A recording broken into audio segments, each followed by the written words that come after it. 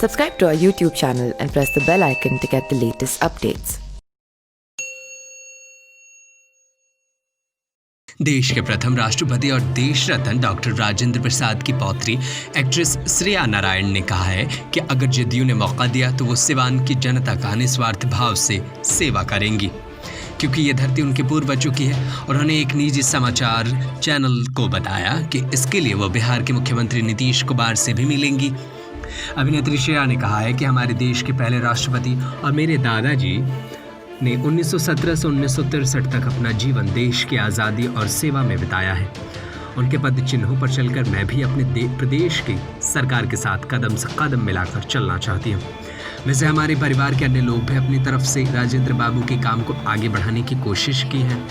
जीरादेई में हमारे परिवार का हृदय बसता है, परंतु कुछ समय से परिवार के कुछ लोग यहाँ काम करने का मौका नहीं मिला है।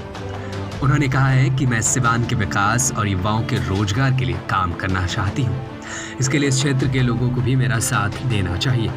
अभिनेत्री श्रेया ने कहा है कि उनका जन्म बिहार के मुजफ्फरपुर में हुआ है और जेडीयू के संस्थापकों में से एक जॉर्ज फर्नांडिस वहाँ से सांसद भी रहे हैं। बचपन में मैं उनके कार्यों को मुझ पर असर भी रहा और वो मेरे प्रेरणा के स्रोत भी हैं। मैंने जदयू को बिहार के उत्थान में कार्यरत देखा है। यही कारण है कि मैं उनका अंग बनकर सिवान की जनता का सेवा करना चाहती हूँ। उन्होंने बताया कि एक्ट्रेस के अलावा लेखिका और समाज सेवा क्षेत्र में भी काम करती आई हूँ। वर्ष 2008 की विनाशकारी बाढ़ आपदा में भी लोगों की मदद की थी।